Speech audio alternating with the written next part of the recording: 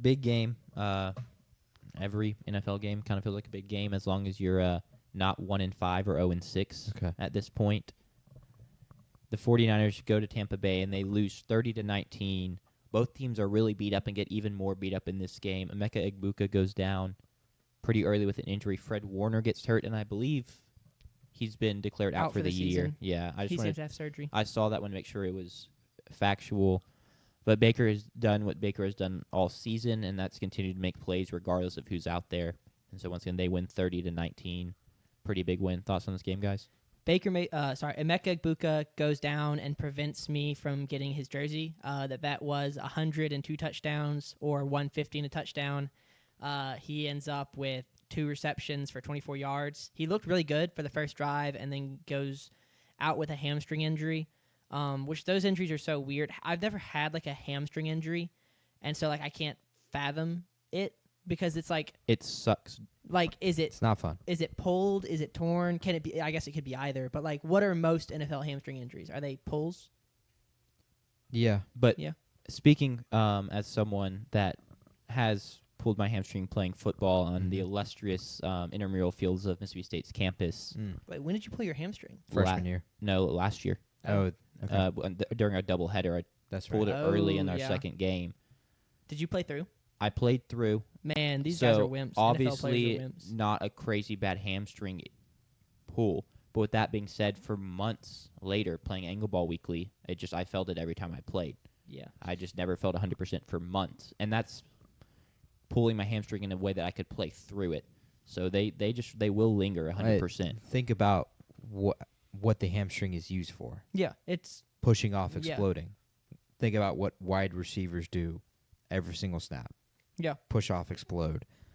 So it's the worst injury a wide receiver can have, I'd say, outside of course, one that knocks him out for a season. This is the worst as it gets for a lingering. Like Justin Jefferson missed a lot of training camp because of it. He's going to miss like 3 to 4 weeks, I think, at this point, which will have zero impact on the team whatsoever. Yeah, that's the crazy thing is they were without wide receivers 1, 2, and 3. They were without running back 1. They were without left tackle 1, left guard 1, and another offensive lineman. Right guard 1, right guard 2, and they lost right guard 3 in the game. And they go out and beat a team that was 5-1 or 4-1, excuse me. And right tackle was on IR as well. It's just Baker Mayfield. It's really sad to me. I didn't realize that Patrick Mahomes is now up there as a favorite for an MVP, and Baker Mayfield is not. I feel like Baker Mayfield deserves to be MVP with the way he's carrying his team right now. I mentioned it earlier and then got sidetracked because I didn't want to talk about it too much. The touchdown to Tez Johnson, everything about that play was incredible. The throw was a great throw. The catch, Tez Johnson lays out, and I feel like on 90% of those catches, when the wide receiver catches it barely in his hands, when he hits the ground, it's gonna move, or it's gonna move a tiny bit, and it's gonna be called incomplete after 15 minutes of reviews. Instead, he's able to keep it to his chest. He keeps it off the ground, gets up, does an electric backflip. And the best part is in the post-game interview, he's talking about how they were chanting MVP, and he was like, guys, like, I didn't know what to do. I was like, I'm just a rookie. Like, I ain't done nothing yet. And it took his teammates telling him, dude, they're chanting for Baker, which, like, is so funny. Love the confidence from the young guy. I don't even know if it's just like he just got caught up in the moment, and that's his first NFL touchdown. I imagine that, like, he had zero thoughts, and he's just 100%. like, I just can't imagine that feeling of catching that touchdown in that manner, hearing MVP and not being able to think straight, and because of that being like, why are they chanting for me? That just has to be like the coolest feeling ever with the adrenaline pumping. Then at the end of the game, Baker Mayfield hits like the scramble where he breaks a tackle, rolls out left, dives upside down, gets the first down, pops up, and just like starts doing his Baker Mayfield dances, and he's just so cocky, and it's so fun to watch. A couple hours later, Patrick Mahomes scrambles, gets short of the first down line, and Chris Collinsworth goes, "Are there any quarterbacks in the NFL doing this right now?" And everyone on Twitter was like, yes, there was one 3 hours ago who got the first down. Technically, depending on what he means by right now, there was not any other NFL quarterback doing it. I don't know what his time frame was for right now, but yeah, I'll cut him imagine some slack yeah, there. okay. I would rather not cut Okay, Chris fair Collinsworth enough. any slack when it comes to him glazing Patrick Mahomes. Yeah. But Baker Mayfield, I think, is like he's playing like the best quarterback in the NFL right now. He's doing what we raved, or JP raved about Patrick Mahomes doing, winning a Super Bowl with Marquez Valdez-Scantling, Juju Smith-Schuster, and Sky Moore, something like that. It was a wide receiver core. Kadarius Toney.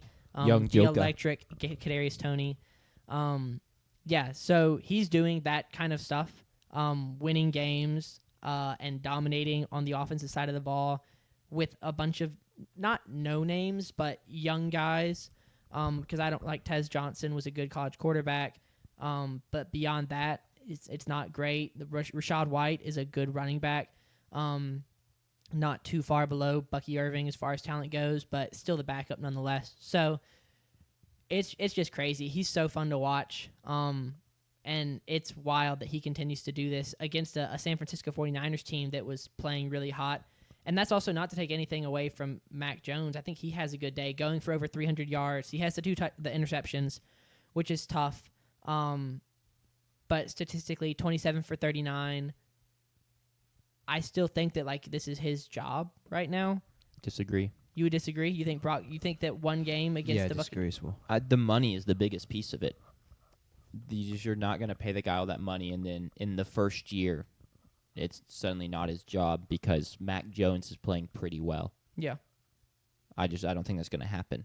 Whether, if you asked them who would you rather start, maybe they're like, we lean Mac Jones right now, which I don't even know if that's true. But the money's just simply way too much to do that. I don't think it's true because they committed the money to Correct. Brock Purdy. It's not like someone else did.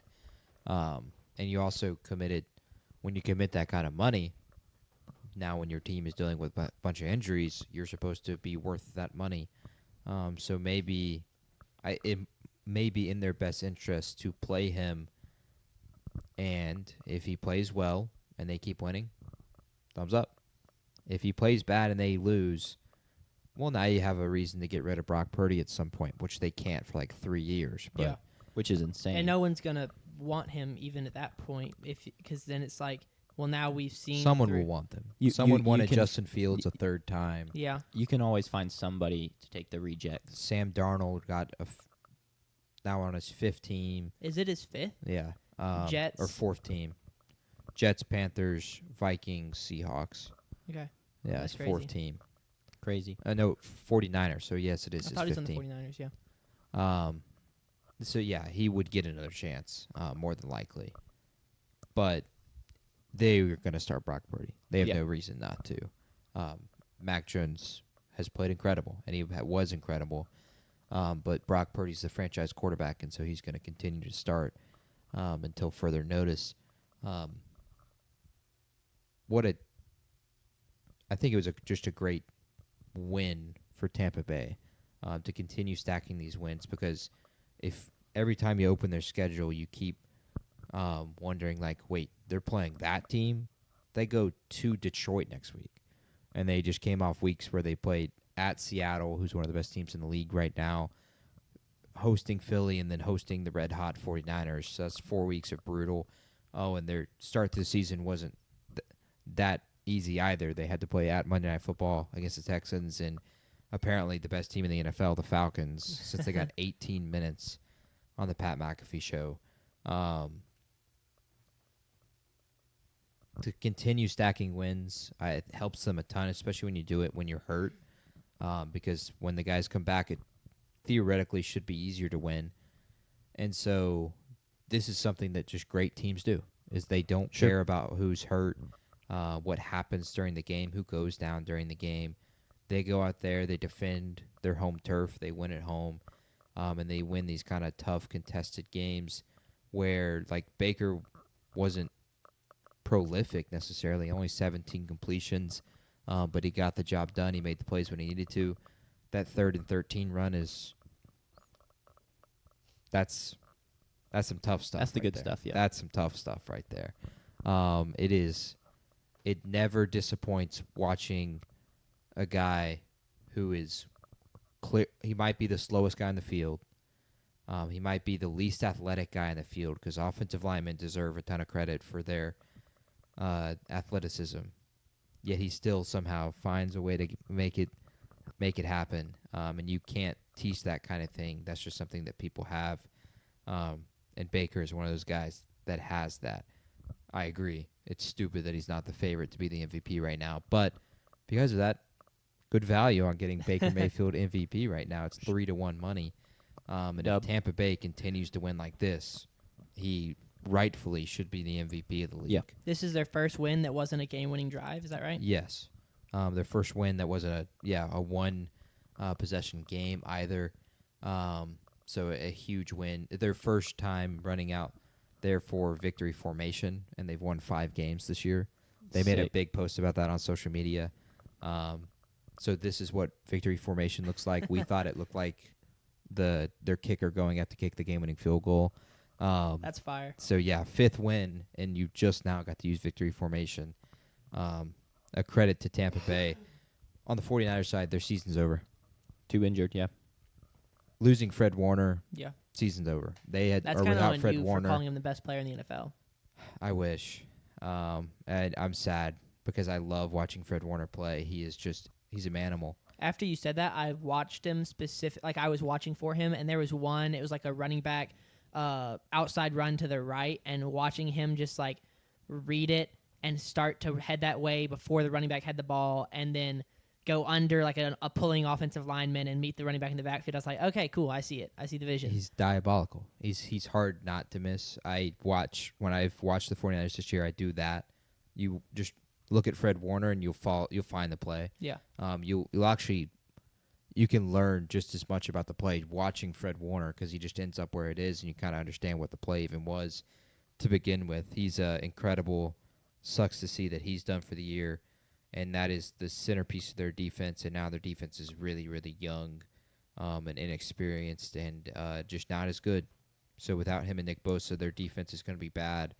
And because of that, with already the injuries on the offensive side of the ball, Christian McCaffrey just seems to be sacrificing a new person every single week.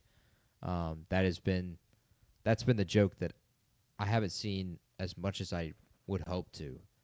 That to keep himself healthy, he is sacrificing a 49er every single week. Yeah, that's pretty good. And that has kind of just been what's happening. So he's running out of people to sacrifice. I guess like Trent Williams is next or something. Yeah. But CMC is still healthy, and he played pretty well in this game as well. Sure. But the 49ers season's over. We're at 4-2.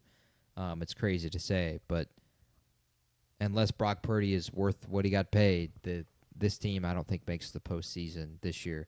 I think there's just too many teams in the NFC that are right there.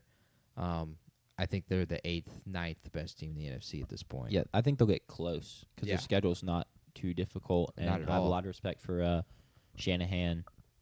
And as be Pizarro, they still have a couple pieces, but I agree. I don't think they'll make the playoffs at this point. 2 injured. They're 5-1, 4-2. 4-2. Thank you. If they're 5-1, I think I'd say they probably make the playoffs. Yeah, Yeah. just because they have like kind of a head start. But yeah, Correct. being 4-2, other teams in the division, I think the Rams. As they have the Rams and the Seahawks, Both which are going to 4-2. be extremely competitive. Yeah, I don't think they'll finish ahead of either of those teams. They'll probably finish 3rd in the division. They've got the head-to-head over both of them right now, Yeah, which helps and will help them down the stretch. But, yeah, and Puka's out, so maybe the Rams drop a game or two without Puka. completely possible. I think Seattle's going to take control of this division pretty soon. Yeah, But there's just too many teams right there along that line of Atlanta, who's the best team in the league, according to some. Minnesota is, I think, still going to win games regardless who plays quarterback. And then you have the 2 teams that played Monday night with the Bears and the Commanders. I don't see how. Maybe they sneak in as a 7 seed and you just get caked walked by Green Bay or Seattle in that first round. or Tampa Bay. Now, I think Tampa Bay is kind of in a spot where they should earn that 1 seed. I think it would be pretty hard for them to not to because they already have the head-to-head. I forgot. You're right. The 2 seed plays the 7 seed. My Yeah. bad. They already have the head-to-head Yes. over Seattle, and Green Bay is a game and a half back. Yep. I 100% agree. I just forgot that the 1 seed doesn't play the 7 seed. Yeah. Because that's not how it works. They will if the 7 seed wins. True.